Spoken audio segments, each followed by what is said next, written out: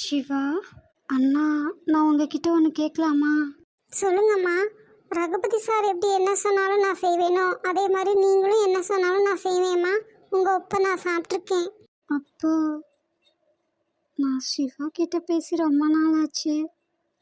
அவர்கிட்ட பேசணும். நீங்கள் ஃபோன் பண்ணி பேசுங்கம்மா. அதான் நான் இப்போ புது ஃபோன் தானுங்க வச்சுருக்கேன். என்கிட்ட நம்பர் இல்லை. சரிங்கம்மா, நான் ஃபோன் பண்ணி பார்க்குறேன். சிவா சார் எங்கே இருக்கான்னு தெரிஞ்சுட்டு தான் நானே பேசுவேங்கம்மா. நீங்கள் அப்போ பொறுமையாக இருக்கணும். ம், சரிங்க அண்ணா. எனக்கு அவர் வாய்ஸ் மட்டுமாவது கேட்டால் போதும். ஹலோ சார், சார் கொஞ்சம் வெயிட் பண்ணுங்க. மெயில் செக் பண்ணிட்டு நானே உங்களை கூப்பிட்றேங்க. சரிங்க சார், வெயிட் பண்ணுவோங்கம்மா. ஐயாவே கூப்பிடுவாங்க. ம், சரிங்க அண்ணா. Hello sir. சொல்லுங்க சார். சார் நீங்கள் நான் சொல்கிறத மட்டுமே நீங்கள் தெளிவாக கேளுங்கங்க. உங்கள் ரேகாமாவுக்கு ஆபத்து. நான் தான் சிவான்னு ரேகா முழுமையாக நம்புறான்னு அவன் என்கிட்டயே சொல்கிறான். ரேகா எப்படிங்க அவனை நான் தான் முழுமையாக நம்பினாங்க? ரேகா அப்படி நம்பியிருப்பாங்கன்னு என்னால் நம்பவே முடியலை. எனக்கு தெரிஞ்சு கண்டிப்பாக ரேகா நம்பியிருக்க மாட்டான். நீங்கள் நினச்சது சரிதாங்க சார். ரேகாமா அவனை நீங்கள் தானே நம்பவே இல்லை. அது எப்படிங்க உங்களுக்கு தெரியும்? இப்போ நீங்களும் நானும் தானே பேசிகிட்டு இருக்கோம். ரேகா உங்ககிட்ட சொன்னாங்களா? ஆமாங்க, நான் தான் சொன்னேன். அவனை எப்படி நீங்கன்னு நான் நம்புவேன்? ரேகா? ம், நான் தான் சிவா. ஹாஸ்பிட்டல் அட்மிட் ஆன அந்த நிமிஷத்துலேருந்து இவர் எல்லா உண்மையும் சொல்கிற அந்த நிமிஷம் வரைக்குமே எனக்கு அவன் மேலே சந்தேகம் இருந்துக்கிட்டே தான் இருந்துச்சு. இவர் எல்லாம் சொல்லவும் அது கன்ஃபார்ம் ஆயிடுச்சு. சரி ரேகா, நான் ஃபோனை வைக்கிறேன். அவன் உன்னை வாட்ச் பண்ணிக்கிட்டே தான் இருப்பான். அப்புறம் உனக்கு ஏதாவது ஆபத்தாயிரும். சிவா, சிவா. ரேகா, பட்டுமா, ஐ லவ் யூடா. வச்சிட்டாராங்கம்மா?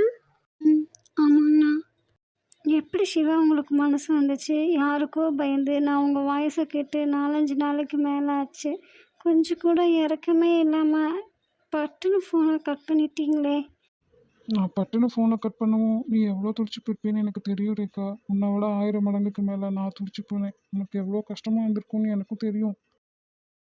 அம்மா, நான் மறுபடியும் அதே நம்பருக்கு கூப்பிட்டு பார்க்குறேங்கம்மா. ஐயா எடுத்தாருன்னா பேசுங்க. வேண்டாங்கண்ணா, நீங்கள் அவர் நம்பருக்கே திரும்ப கூப்பிட்டாலும் அதையும் அவன் ட்ராக் பண்ணுவான். அதனால் உங்களுக்கு தான் பிரச்சனைகள் வரும். எனக்காக நீங்கள் கஷ்டப்பட வேண்டாம். ஐயா வேற ஒரு நம்பர்லேருந்து தாங்கம்மா கூப்பிட்டாங்க. அந்த நம்பருக்கு தான் நான் கூப்பிட போகிறேன். Hello Shiva sir. சொல்லுங்க. நீங்கள் ரேகா பக்கத்தில் இருக்கிறதா சொல்லவே இல்லையே சார். சார், அம்மா ரொம்ப கஷ்டப்படுவாங்க. நீங்கள் பேசுங்க. கெட்டது நினைக்கிறேன். அவனே துணிஞ்சு நிற்கும்போது நம்ம ஏங்க பயந்துக்கணும்? அப்படி இல்லைங்க. அவன் பண பலத்தால் என்ன வேணால் செய்யலாம்னு நினைப்பான். இதில் ரேகாவோட உயிர் போயிடுச்சுன்னா என்னங்க பண்ணுறது? ஏதோ கொஞ்ச நாள் பிரிஞ்சிருந்தா கூட கண்டிப்பாக எங்களோட காதலைகளை சேர்த்து வைக்கும். ஆனால் ரேகாவுக்கு ஏதாவதுன்னா போகிற உயிர் எப்போனாலும் போகத்தான் போகுது. அவன் என்ன கொள்றதுக்கு முன்னாடி இவரே வார்த்தையால் என்ன கொன்றுவார். ரேகா, ம், ஏன் பட்டுமா இப்படியெல்லாம் பேசுகிற? சரி, நான் பேசுறது தப்பு தான். இப்போ நான் என்ன பண்ணணும் சொல்லுங்கள்.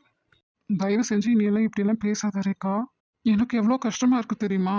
ஆக்சிடென்ட் ஆன அந்த நிமிஷத்துலேருந்து இப்போ வரைக்கும் நீ எவ்வளவோ வேதனைப்படுற. ஆனால் என்னால் ஒரு நிமிஷம் கூட உன் கூட இருக்க முடியல. அதுவே என்னை கொல்லுது. எனக்கு உங்களை பார்க்கணும். இப்போ நீங்கள் இந்த செகண்ட் நினச்சா நீங்கள் என்னை கூட்டிகிட்டு போயிட முடியும். அப்போ அதை பண்ண வேண்டியது தானே? முடியும் தான், இல்லைன்னு யார் சொன்னா? ஆனால் உன்னோட உயிருக்கு ஆபத்து இருக்கே. சிவா. பட்டுமா, நீ இப்போ அவனோட கண்ட்ரோலில் இருக்கடா. சிவா. பட்டுமா, அங்கே நீ எப்படியோ இங்கே நானும் அப்படித்தான். அவன் தானே நான் உன்னை மறந்தே ஆகணும்னு நிற்கிறான். அவன் நம்மளை பிரிச்சுட்டதான் நினைக்கிறான். கண்ணை மூடி யோசி. நான் உன் முன்னாடி வருவேன். உன்னோட உயிர் என்கிட்ட இருக்கு. அவனால் உன்னை ஒன்றும் பண்ண முடியாது. நான் உன் கூடவே தான் எப்பவும் இருக்கேன். என் நினப்பெல்லாமே உன்னை சுற்றி தான் இருக்கு. அவன் மூலமாகவே தான் நம்ம சேரணும். நம்மளோட உண்மையான காதல் கண்டிப்பாக இதெல்லாம் நடத்தி வைக்கும். நம்பிக்கையாக இருப்பட்டும். ம், கண்ணை மூடி யோசிச்சா இவர் முன்னாடி நிற்பாராம். இவர் எங்கே முன்னாடி நிற்கிறாரு? நான் உங்களை நினச்சாவே என்னை கோயிலை காப்பாற்றினவர் தான் என் மனக்கண்ணில் முன்னாடி நிற்கிறார். அப்போது அன்னைக்கு நான் பார்த்தது உங்களை தானா? ஜுவல்ஸு, ட்ரெஸ்ஸு, கிஃப்ட்ஸு இதெல்லாம் எனக்கு தேவையா? எனக்கு தேவை நீங்கள் மட்டும்தான். நான் மட்டும் என்ன பாவம் பண்ணினேனோ என் தலையெழுத்து. ஒரு ஃபோட்டோவில் கூட உங்களை என்னால் பார்க்க முடியலை. உங்களுக்கு கொஞ்சம் கூட கூரே இல்லை. இதுக்கெல்லாம் பதிலாக ஒரு செல்ஃபோனோ இல்லை ஒரு ஃபோட்டோவோ கொடுத்து அனுப்பியிருக்கலாம்ல. என் தங்கமே, வாழ்க்கையின் சந்தோஷமே நீதானே தெரியுமா? பந்தமே கடவுள் தந்த பந்தமே நீதானே புரியுமா? உன்னை தாங்கி பிடிக்கவே கைகள் ஏங்குது, உன்னை அள்ளி கொஞ்சவே மனசு துடிக்குது. ஓஹோ. நான் ஊருக்கு போயிருந்தப்ப நீங்கள் பேசாமல் இருந்ததே எனக்கு அவ்வளோ கஷ்டமாக இருந்தது சிவா. இப்போ மறுபடியும் நம்மளால் பேசிக்கவோ பார்த்துக்கவோ முடியலையே சிவா. பேசாமல் இருக்கிறது பழகிடுச்சுன்னா நமக்குள்ளே ரொம்ப இடைவெளி வந்துடும் சிவா. ராவணன் சீதையை கடத்தி வச்சிருந்ததுலையாவது அவர் அர்த்தம் இருந்தது. இவன் ஏன் என்ன அவனாவது காட்டில் வச்சுருந்தான், மாளிகை மாதிரி ஒரு வீட்டில் வச்சுருக்கான், அதுவும் என்னை கொல்றதுக்காக. ராவணனுக்காவது ஒரு காரணம் இருந்தது, இவனுக்கு என்ன காரணம்னே தெரியலையே. நம்மளை ஏன் பிரிக்கணும், நம்மளையே இப்படி துடிக்க வைக்கணும். அப்போவாவது 2-3 நாள் தான் நம்ம பேசாமல் இருந்தோம். இப்போது நீ எவ்வளோ நாள்னு எனக்கு தெரியல. சத்தியமாக என்னால் முடியல சிவா. சீக்கிரமாகவே வந்துரு. நீயும் சிவா வேணுன்ட்டு தானே பண்ணுற. சேர்ந்துருக்கிறத விட பிரிஞ்சிருக்கும் போது காதல் கூடிக்கிட்டே இருக்கும்ல. ஆனால் இதுவே நிரந்தரமாயிட்டா காதல் என்னை பிழுகிறதே, கண்ணீர் நதியாய் வழிகிறதே, நினைப்பதும் தொலை மறப்பதும் தொலை, வாழ்வே வலிக்கிறதே.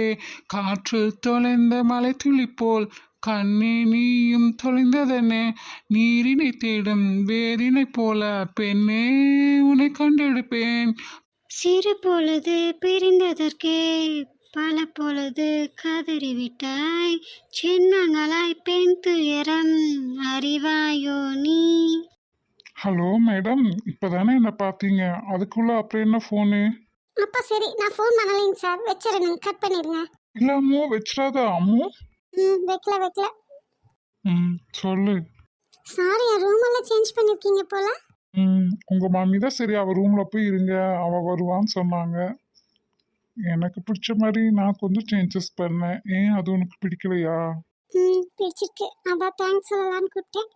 வெறும் தேங்க்ஸ் மட்டும்தானா? அப்புறம் இல்ல வேற ஏதாவது கிடைக்குமா? வீட்டுக்கு வந்தா கிடைக்கும். நிஜமாவா? நிஜமா தான். அப்போ ஓகே, இப்போ மறுபடியும் கிளம்பி வரவா? எப்பனாலும் ஓகே. ஓ பரவாயில்லையே அம்மு. சாருக்கு எதுல வேணும்? எங்கனாலும் ஓகே. இல்ல சாருக்கு ஸ்பெஷலா ஏதாவது? அதெல்லாம் உங்க இஷ்டம்.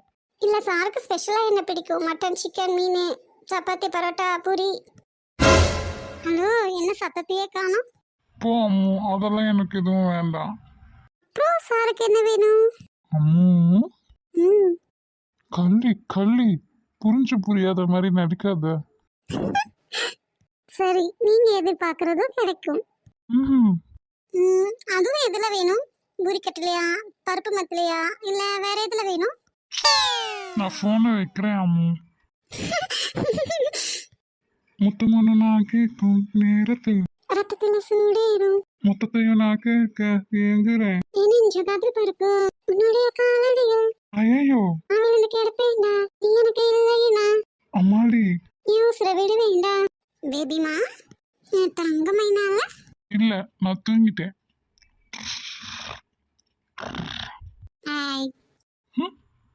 பேச மாட்டீங்கள? சரி, நானும் போய் தூங்குறேன். போய் தூங்கு, எனக்கு என்ன?